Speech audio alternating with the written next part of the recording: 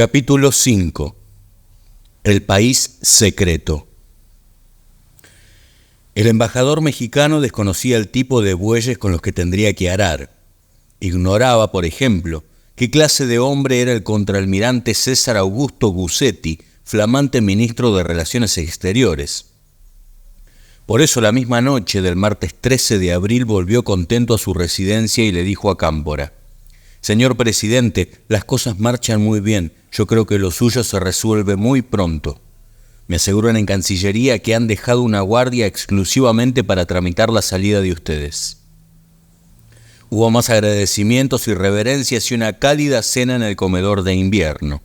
A los prófugos le llevaron ropas y noticias de la familia. La cosa no pintaba tan mal.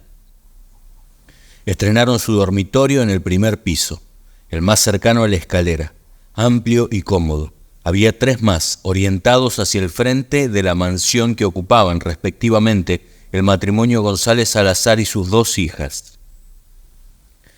Al subir miraron distraídamente el enorme jarrón de talavera que adornaba el rellano de la planta baja, sin adivinar hasta qué punto esos arabescos azules se enquistarían en la lenta trama de sus noches.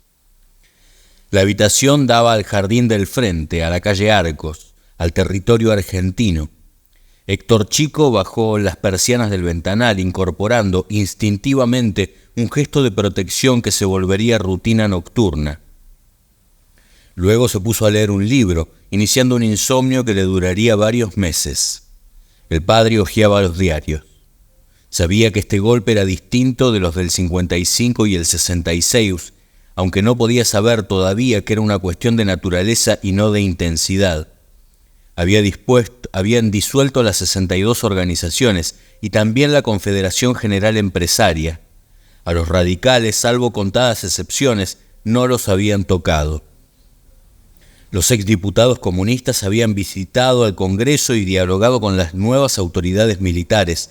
Los seguidores de Álvaro Alzogaray pedían publicar solicitadas de nueva fuerza, donde apoyaban el golpe, aunque costara sangre, sudor y lágrimas. Muchos dirigentes peronistas, no todos, estaban presos en los barcos Bahía Aguirre y 33 Orientales. Apagó su velador y comenzó los rezos. No llegó a completar un rosario. En el duermevela se le fueron cruzando el ruega por nosotros con las siluetas de unos hombres que los esperaban en el jardín, los rostros en sombras y el perfil escarchado de luz. Los borró enseguida. Héctor Chico, cada vez más despierto, lo escuchó roncar. Flavio Tavares sufría la mayor comezón que puede desestabilizar a un periodista: tener una primicia sensacional y no poder publicarla. A veces fantaseaba con un copete que dejaría sin respiración a los lectores. El Excelsior abrió la puerta del asilo en México a Héctor Cámpora, pero sabía que ese lid no tardaría en dejarlo a él sin respirar. Además, se sentía tácitamente comprometido a no difundir el episodio hasta que la Junta Militar le otorgara al expresidente el salvoconducto para viajar. Tendría que esperar muchos años y encontrarse a bastantes kilómetros de Buenos Aires para poder mostrar la punta del iceberg de toda esta historia. Sin embargo, solía decirse que su reserva valía la pena. Había ayudado a salvar la vida de un hombre noble que conoció cuando era embajador en México y que lo conquistó con su modestia. Como muchos corresponsales, Tavares estaba espantado. Pronto viviría una paradoja al tener que huir al mismo Brasil del que había escapado. No fue el único. En julio de ese año, su compatriota Eric Nepomuceno, que había asistido a una rueda de prensa de los Montoneros, fue denunciado ante el ejército por un colega y tuvo que zambullirse en su dictadura natal, mala pero conocida. Para los responsables que sabían trabajar, los medios locales habían dejado de ser una fuente confiable de información. Había 2 países, el oficial, que salía publicado en los diarios, y el secreto, que permanecía inédito. Cuando alguien intentaba vincularlos, tocaba un cable pelado. 89 periodistas argentinos desaparecieron para siempre por intentarlo. Cientos tuvieron que escaparse para no correr la misma suerte. Las escasas opciones críticas fueron borradas con gran celeridad. El nuevo régimen continuó y profundizó la política de clausuras e intervenciones, como la del Intransigente de Salta o el Independiente de La Rioja. Rodolfo Terraño cerró su revista Cuestionario para no someterla a la censura y se exilió en Venezuela. El propietario de Crisis, Federico Vogelius, fue secuestrado, torturado y extorsionado. La publicación que dirigía Eduardo Galeano y había alcanzado prestigio continental también dejó de aparecer. Hubo casos de humor negro involuntario, como el de Información, un semanario profrentista financiado sotto voce por montoneros que sacó su primer y último número el 23 de marzo de 1976. La legislación era ruda con la prensa. Uno de los primeros comunicados de la Junta prometía 10 años de prisión al que por cualquier medio difundiera, divulgare o propagare noticias, comunicados o imágenes con el propósito de perturbar, perjudicar o desprestigiar la actividad de las Fuerzas Armadas, de seguridad o policiales. No era un exceso arbitrario, sino una disposición funcional del plan secreto. Las detenciones clandestinas no debían ser denunciadas en los periódicos para que los detenidos permanecieran sine die a total arbitrio de sus verdugos. Los asilados de la calle Arcos también quedarían atrapados en ese cerco informativo. En los medios de la prensa comercial, los militares no necesitaron, en un comienzo, aplicar sanciones ni destacar censores. Al capitán de navío Carlos Pablo Carpintero, responsable de la Secretaría de Información Pública de la Presidencia, le bastaba con levantar el teléfono y hablar con los directores. Y muchas veces ni hacía falta. Buena parte de los periodistas políticos sabía lo que debía escribir o lo aprendía en gratos almuerzos con el almirante Macera. Numerosos profesionales considerados serios e inclusive progresistas se sumaron a las panegirísticas previsibles como Bernardo Neustadt o la revista Gente. Mientras Neustadt daba gracias a Dios de que el pronunciamiento del 24 de marzo, suena mal eso de golpe, se haya conseguido sin derramamiento de sangre argentina, Enrique Alonso, que en 1973 había integrado un equipo reservado de asesores de prensa del camporismo, aseguraba que la actuación militar en la Argentina no decurre según el modelo chileno. No se han registrado muertes, escribía en La Opinión, y menos genocidio. Después profetizaba, se anuncia la próxima publicación de la lista de detenidos. En el mismo diario, Heriberto Kahn le atribuía al general Videla un respeto sin declinaciones a la plena vigencia de los derechos humanos. Tavares y sus colegas todavía no sabían lo que eran las directivas secretas, la orden parcial del Ejército 405/76, la 504 del 77, la continuidad de la AAA en los nuevos grupos de tareas, el peso de ciertos apoyos internacionales como el del exsecretario del Estado Henry Kissinger, que dio luz verde a la limpieza, clean up the problem, siempre que se realizara en un plazo no mayor de fin de año.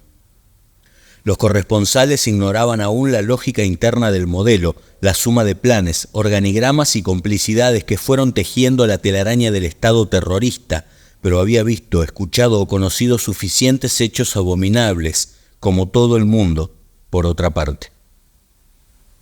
Se hablaba de cadáveres empalados y mutilados en las costas del Uruguay, de cuerpos fondeados con cemento en el lago San Roque, de 58 prisioneros políticos dinamitados en Luján. Sin embargo, el Washington Post elogiaba el patriotismo de los militares. China y la Unión Soviética se apresuraban en reconocer al nuevo gobierno. La cultura encarnada en Borges, Sábato y Castellani almorzaba con el general Videla en La Rosada y el PC daba su apoyo crítico a estos mandos liberales para evitar el siempre temido arribo de los fascistas. En los días en que Cámpora y su hijo mayor todavía deambulaban en búsqueda de refugio, dos vecinos de la ubérrima Mercedes, el general Videla y el brigadier Agosti, con la bendición del también mercedino Monseñor Adolfo Tórtolo, iniciaban el desmantelamiento del Estado benefactor erigido en los 40 por el peronismo. Quedó cerrado un ciclo histórico y se inicia uno nuevo, dijo Videla, comandante del ejército y miembro del primer triunvirato, al asumir también la presidencia. Tenía razón, Más allá de los propósitos declarados de acabar con la subversión y el festín de los corruptos, los golpistas querían reducir a su mínima expresión el poder de las conducciones sindicales tradicionales y borrar de la faz de la tierra esa dirigencia de base que Balbín había marcado como guerrilla industrial. Además de la legislación pública que suspendía la actividad gremial, intervenía las obras sociales y suprimía el derecho de huelga. La Directiva Secreta 222/76 ordenaba la ocupación de fábricas y locales gremiales en distintos puntos del país. El mismo 24 fueron tomados 15 sindicatos, en los días subsiguientes varios centenares. En la ciudad de Córdoba, en las primeras 48 horas, fueron secuestrados más de 200 delegados de base. La mayoría desapareció para siempre. En el Gran Buenos Aires, las oficinas de personal de las corporaciones transnacionales suministraban nombres de activistas subversivos. En el cordón industrial que va desde San Nicolás hasta Rosario, las grandes empresas financiaban a los grupos de tareas. El general Alcides López Aufranc, que Cámpora había pasado a retiro, era el flamante presidente de una de esas corporaciones, Acindar, y se jactaba de que 23 delegados de base estaban bajo tierra. El general, formado en Saint-Cyr, había sucedido en el cargo a José Alfredo Martínez de Hoz, designado por Videla como ministro de Economía. José Martínez de Hoz, que entonces tenía 50 años, parecía una caricatura de lo que John William Cook llamaba la alianza oligárquico-imperialista. Era miembro de una familia ganadera que poseía decenas de miles de hectáreas de la mejor tierra, un castillo escocés en Chapadmalal y el Aras Malal Hue. Sus antepasados habían fundado la Sociedad Rural y el Jockey Club, y él había cultivado en Harvard amistades que le resultarían muy rentables, como el banquero David Rockefeller en 1976. Joe era representante de 20 corporaciones norteamericanas y europeas y presidente del Consejo Empresarial Argentino. Le gustaban los safaris en Sudáfrica y en la Argentina proponía otras cacerías. La guerra no se puede hacer con guante blanco. Hay que usar contra los terroristas los mismos métodos drásticos que ellos emplean. El revanchismo político, la perversidad operativa y el odio social que caracterizaron desde el primer día el sexto golpe militar de la Argentina contemporánea llevaron a las conducciones guerrilleras de la época a sacar conclusiones fatalmente equivocadas. El 24 de marzo, encerrado en su refugio clandestino de Villa Martelli, donde pocos meses después lo encontraría la muerte, Mario Roberto Santucho, líder del Ejército Revolucionario del Pueblo, ERP, había escrito su proclama, Argentinos a las armas, donde auguraba, el paso dado por los militares da comienzo a un proceso de guerra civil abierta que significa un salto cualitativo en el desarrollo de nuestra lucha revolucionaria. En abril, los montoneros realizaron su reunión de Consejo Nacional.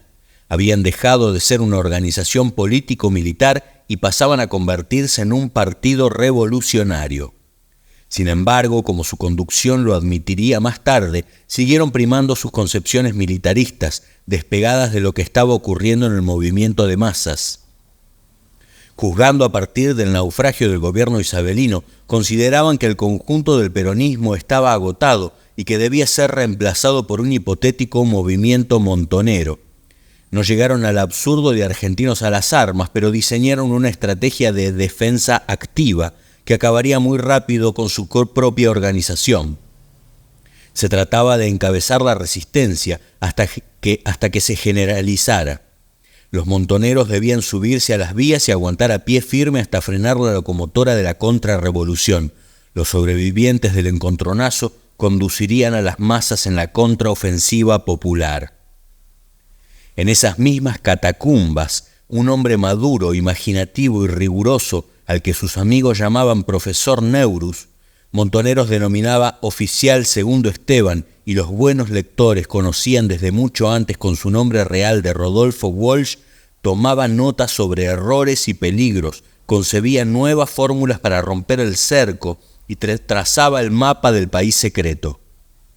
Instalados como huéspedes indeseados en la delgada piel del país oficial, Flavio Tavares y algunos de sus colegas escuchaban los gritos y susurros que llegaban del subsuelo. Pronto las anécdotas dispersas les llegarían ordenadas a través de los cables de Ancla, la agencia fantasma de la resistencia que había organizado Walsh. Durante todo abril hasta los primeros días de mayo, el corresponsal de Excelsior vio cómo un sacerdote que debe resguardar el secreto de confesión, al comenzar mayo se vio obligado a una jugada difícil: romper el silencio sin violar el secreto. Pasó Semana Santa. La cocinera de la embajada preparó unas deliciosas empanadas de vigilia, pero el Palacio San Martín se mantuvo silencioso, igual que los diarios, que solían ignorar al expresidente, o lo mencionaban en largos listados de exfuncionarios peronistas a ser sancionados por algún nuevo decreto, como la lista de los 73 a los que les congelaron las cuentas bancarias. Recién el sábado 17, el matutino Clarín publicó un trascendido sobre el posible asilo de Cámpora en la embajada mexicana. Esa misma tarde, la quinta edición de Crónica desmentía a Clarín, basándose en declaraciones del personal policial de custodia. Puntualizaron los efectivos policiales que nadie hubiera podido ingresar en el edificio sin que ellos lo advirtieran.